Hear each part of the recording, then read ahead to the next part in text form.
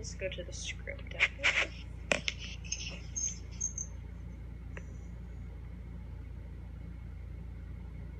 And I haven't like entered any like gestures or anything on my script, so I'm just gonna kind of wing it, and then I guess we can.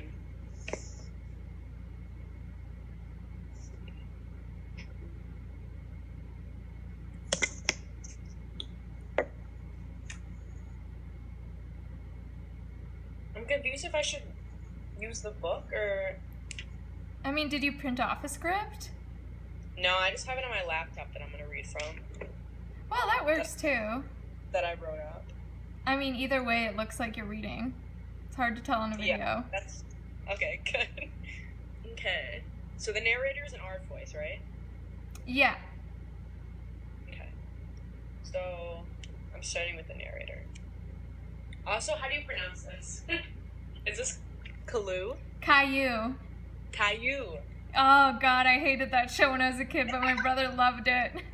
So do you pronounce it Caillou? Yeah. With a Y. Yeah. Okay. Caillou looked at the snow. He was happy. Want to help make me a snowman? Caillou asked his teddy bears. Caillou looked for a hat to put on his snowman. The hat was high up on the top shelf in the closet. Caillou climbed on a chair. But Caillou was in a hurry. He slipped and hurt himself. Caillou started to cry. Caillou, what happened? I slipped and fell off the chair. Watch out next time, Caillou. If you're careful, you won't fall. Mommy helped Caillou get dressed. Caillou put on his jacket and his boots. He didn't want to wear gloves. You'll be cold without gloves, Caillou. Caillou went outside with his teddy bears. He gathered up some snow and rolled it into a big ball. But the snow was freezing, and Caillou's hands got very chilly.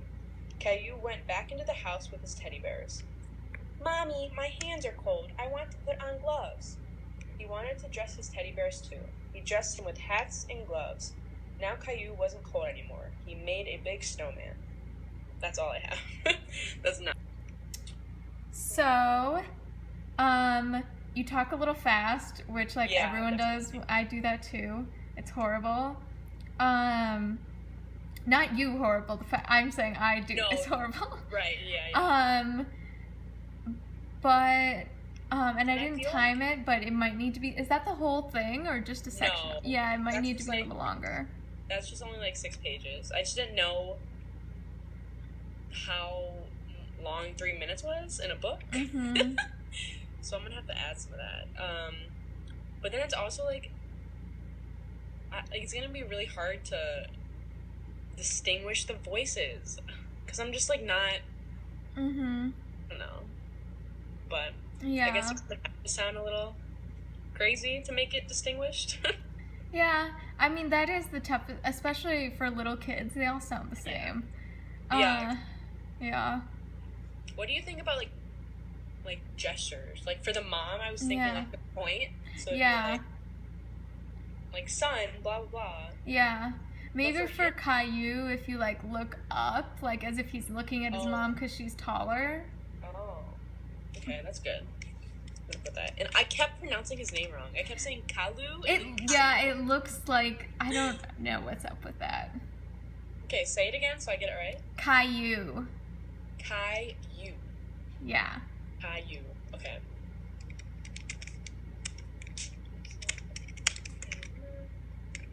And then like for his voice, like I said, I didn't really distinguish it in that time, but like I was thinking like high pitched, like mommy, blah blah blah. Yeah, his voice was like that in the TV show. It was so annoying. Oh, was it really? Oh God.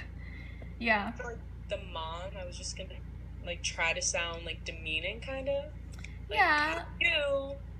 Yeah, that works, especially for a children's book, because usually the child is the protagonist. Right. And it's like, of course he slipped. We all slip. Exactly.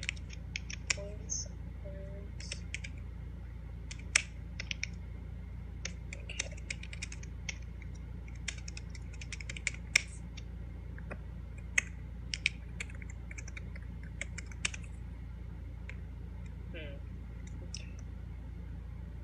Anything else on the first take? Not yet. I would say more hand gestures. Yeah. Okay. Cool. You can go if you want. Okay. I'm gonna pause it and turn my phone around so I can get me in the image. That's fine. All right. In Mexico, the sun is called El Sol and the moon is called La Luna. I am called Elena. My papa is a glassblower. He puffs out his cheeks, blows into a long pipe, and a bottle appears on the other end just like magic. One afternoon, I find an old pipe of papa's. I ask him if he will teach me to be a glassblower too, but he shakes his head. You are too little, Elenita, and the hot glass might burn you. Besides, who ever heard of a girl glassblower? Even though I am mad as a wet hen, I don't let Papa see my tears. When I get home, my brother Pedro asks, Why the sad face, Elena? I want to blow glass, but Papa says I'm too little, and anyway, who ever heard of a girl glassblower? Monterey is where the great glassblowers are, Pedro says. You should go there. The next morning, I borrow a pair of Pedro's trousers, hide my hair under his old sombrero, and set out. Since girls aren't supposed to be glassblowers, I'll pretend that I am a boy. El Sol blazes like Papa's furnace, and the road is long. I get hotter and hotter until at last I must rest. To pass the time, I puff out my cheeks and blow on my pipe. A pretty sound comes out. The notes get higher, and I can hardly believe my ears. My pipe is making music. I find all the notes for a happy song called Burro Serenade. I make the music go clip-clop, just the way a burro trots along. From behind a cactus, Burro trots up and says, Oh, senor, I was lost and lonely until I heard my song. Now I am smiling, see? May I take you someplace? See, I say, I am on my way to Monterey to learn to be a glassblower. I climb on his back and off we go. It is almost dark when we see Roadrunner going slow. Roadrunner, I say, you are supposed to be so fast. What's wrong? Roadrunner says, every time I try to run, one of my legs forgets how. Even a rock can go faster. Let's try this, I say. I will blow my pipe slowly, and you step to the music. I play a march for him. Roadrunner's limp changes to a march. Oh, that music makes me proud, he shouts. Where are you going? I am on my way to Monterey to be a glassblower. You play such a fine march, I think you'll do a great job. His voice fades away. That night, after La Luna Grande has risen, Burro lies down and I use him as a pillow. We have traveled all day and are ready to sleep. Sometime during the night, I am awakened by awful howling. La Luna Grande is high in the sky and the desert is golden. Coyote runs toward us, chased by an owl, 2 bats, and a lizard who are hurling rocks at him. ¿Qué pasa, Señor Coyote? I ask. His tongue hangs out and he puffs and puffs. When La Luna is bright, I sing. I can't help myself. But everyone hates my song. Let me hear you, I say. Coyote throws back his head. Ow! He howls. The owl hoots, the bats shriek, and the lizard covers his ears. Listen to this, I say, and sing along. Bravo, I shout. Bravo, cry the owl, the bats, and the lizard.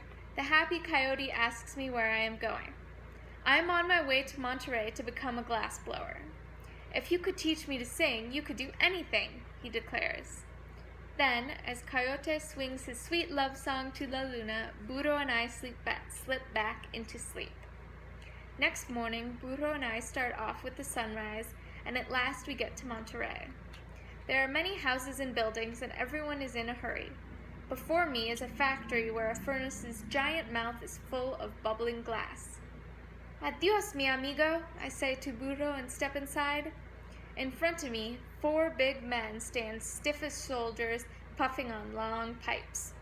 As their balloons' cheeks shrink, glass bubbles appear and turn into tall bottles, medium bottles, and tiny bottles. What do you want? Their boss yells at me. I cough, and in a low voice I say, Por favor, senor, I want to be a glassblower. The men laugh. The boss winks and says, "Okay, muchacho, let's see what you can do." I twirl the end of my pipe in the hot glass just the way Papa does. What is going to happen? I close my eyes and gulp a deep breath. I puff out my cheeks and begin to play a song, Estrellita, about a star. When the men hear the music, they laugh even harder. I think they will never stop. But then, I remember how my pipe helped Burro, how it helped Roadrunner and Coyote. I blow strong and steady, and when I open my eyes, I have made a star. The men's mouths drop open in surprise. I tap the star off into the sand to cool, and then I play Estrellita again. At the end of my pipe, another glass star bursts out. The men try to blow music too, but only burping noises and crooked bottles come from their pipes. "Welcome, little glass blower," the boss says and shakes my hand. He puts my stars in the factory windows where they twinkle like real stars. As soon as the children in Monterey see them, they all want one. The stars sell faster than I can blow them. One night, when I am working alone, I get tired of playing Estrellita. I twirl a huge glass glob onto the end of my pipe and begin a song called La Golondrina. It is about a swallow gliding over the sea. A glass bird appears. As I play, its wings grow long. I play on, and it becomes bigger and bigger. I tap the bird off, and the glass cools. The swallow's great wings stretch from one wall to the other. Oh, I wish Papa could see what I can do. After sliding open the factory's big back door, I push my bird out into the alley, I climb on, and play La Golondrina again. Slowly, the swallow rises with the air.